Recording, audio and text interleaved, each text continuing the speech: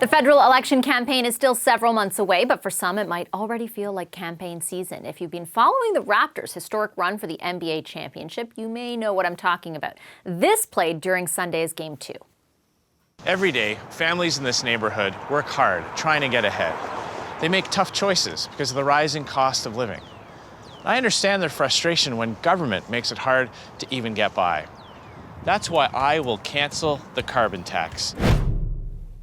The CBC's Katie Simpson is here to talk about the Conservatives' advertising blitz and strategy behind it. Hi, Katie. Hi. So, Raptors game on Sunday, huge audience. Talk a bit about the strategy behind this and the money. Well, there was a lot of strategy going into this from the Conservatives. They actually borrowed a page from the Liberals' 2015 campaign when they purchased some ads in the Blue Jays playoffs or in the MLB, Major League Baseball playoffs, even though they didn't know the Blue Jays would make a playoff run in 2015. And it turned out to be a really big, successful campaign for Justin Trudeau in that. On that speculation, the Conservatives plan to make this ad buy to get some NBA playoff spots, and they did that. And on Sunday, more than 10 million Canadians tuned into some or part, at least part, of the NBA game on Sunday. We spoke with an ad buyer about how much of a premium, how significant this is. Have a listen.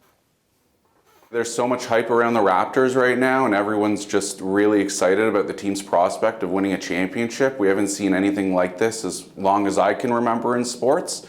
So for clients to associate their brands with a product like this is just a premium placement and an amazing exposure for them.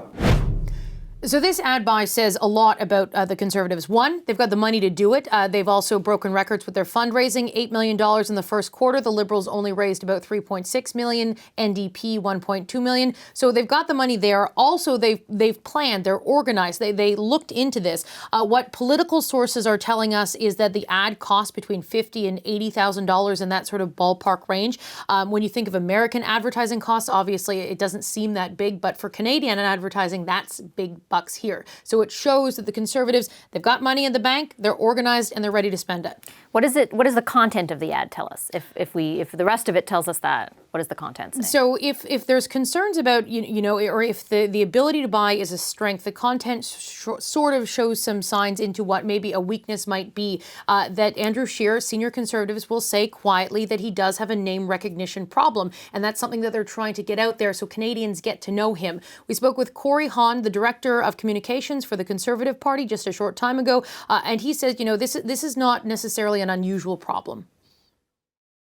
It's something that all opposition leaders and opposing parties have to look at, and how they get their name out, get their message out. The ads help, but also getting him out in front of people across this country help, and that's why you've seen him crisscross across this country for the past 2 years, and he'll continue to do that over the next 4 months. The ad was shot at Scheer's childhood home. No mistake there. They want to make him seem relatable, working class dad or a father who came from working class roots. And they're trying to make him relatable, and that's all what they're trying to do with this campaign. Thank you, Katie. The CBC's Katie Simpson. As the CBC's Katie Simpson reported earlier, the Tories are investing some of the $8 million they raised in the first quarter on big playoff ad buys. Andrew, I'll start with you. Smart strategy? Yeah, absolutely. It gives them a chance, as we were talking about, to introduce Andrew Scheer to people. Right now, the big Conservative personalities are certainly Doug Ford and Jason Kenney, and they're sucking up a lot of the oxygen. Nobody, I think, really knows who this Andrew Scheer guy is, so it's a great opportunity to introduce, and certainly this is a target demographic that they're going to want to attach to. I'm sure somewhere in there, someone is thinking up a way to make this a story about dinosaurs and asteroids and climate change. But I think otherwise the strategy is pretty sound. Melissa? Yeah, look, I think this is a very smart play on their part. It shows that they're well organized. It shows that they bought the ads in advance, and it really goes from coast to coast to a very captive audience that isn't, PVRing this and skipping through commercials. They're stuck watching them. So in terms of like bang for your buck, there's not a whole lot of things out there that millions of people across the country are watching, and the right people. Because if you look at the Raptors fan base in Toronto, you're looking at tons of immigrants, tons of people in the 905, and that's exactly the people that Andrew Scheer needs to win. So it's smart. Tim? So, look, I think every campaign tries to frame their leader in one way or the other, or sometimes the opposition leader. So obviously there's a race between the Conservatives trying to frame their leader in as positive a light as possible, and the other parties trying to frame him in a more negative light. And so you can't, obviously trying to get out early and frame yourself positively is a good thing to do. Buying high-profile TV spots, sure. Although I think, at the end of the day, you have to spend a lot of money to make impressions of people, and so I think a Raptors game is a good place to do it. High profile, high volume TV spots. I mean, that being said, I missed it because I PVR'd through the first half. So, but all that of course, I think at the end of the day, the problem Andrew Scheer is going to have is not so much that he, may have a decent personal story, because I think most politicians do, but that I think the kind of the party and what it stands for he brings to the table will be a challenge for voters. Evan, there's also sort of a financial consideration here. They're spending, they raised a lot of money, right, but they have to spend it because there are rules in place around when they can, especially during a red period. Yeah, and I think it's important to remember that while the Conservatives have a lot more money than the Liberals do have that one card, don't they? They control the writ period. And once they drop the writ, spending is more tightly controlled. So, of course, the Conservatives know that, and they know that they probably should try to get some of their money out of the door in the form of ads before that happens. But I think also, while I would agree with everyone, this is a good ad buy in terms of getting in front of the right people, it's also very early, and there will be diminishing returns with months and months to go to the election. And I do think one of the Conservatives things, it's kind of connected to what we were talking about with Ontario too, is a concern about peaking early. I think there's a concern within the federal Conservative Party that SNC represented potentially a high watermark. Now where they did definitely advance in the polls, how do you sustain that now through the whole summer and come out with that same advantage in October? The momentum in political campaigns is best when it comes close to the end and peaks on voting day, obviously. And this is way before voting day. And when we look at Ontario, we saw a Conservative wave peak almost 18 months too early from their point of view. And now we're very far down the downslope in Ontario on popularity of that movement. So, it's hard to time it out. It's hard to time it out. You want to start early, you want to be the first out of the gate, but then your issue becomes sustaining it. Andrew, when it comes to the idea of sustaining, it's a difficult, even regardless of what SNC was and everything. We're into the summer now. We finally have some good weather in both of our cities at this moment. So people are outside, they're enjoying their lives.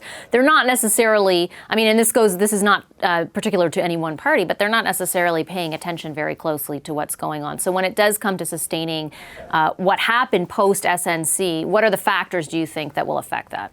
So SNC dislodged a bunch of voters, and it has allowed for the Conservatives and the NDP, a lot of people to start to look at what the other alternatives are other than the Liberals.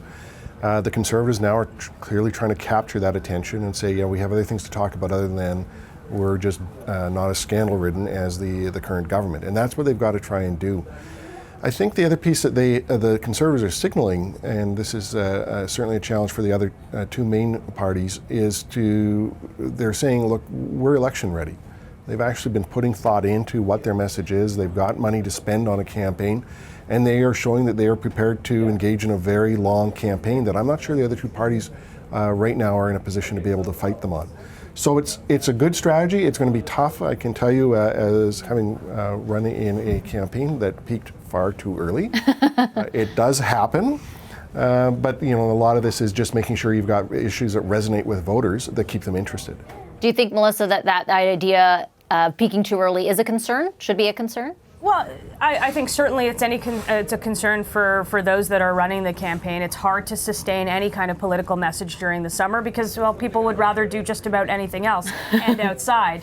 But to the point of Ontario peaking too early, certainly they peaked at 18 months early, but they still have a sizable majority. So I think Andrew's right in the sense that it's dislodged a number of voters to start considering other options, and it's up to Andrew Scheer to really make his way across the country, give those speeches, and meet people and introduce himself.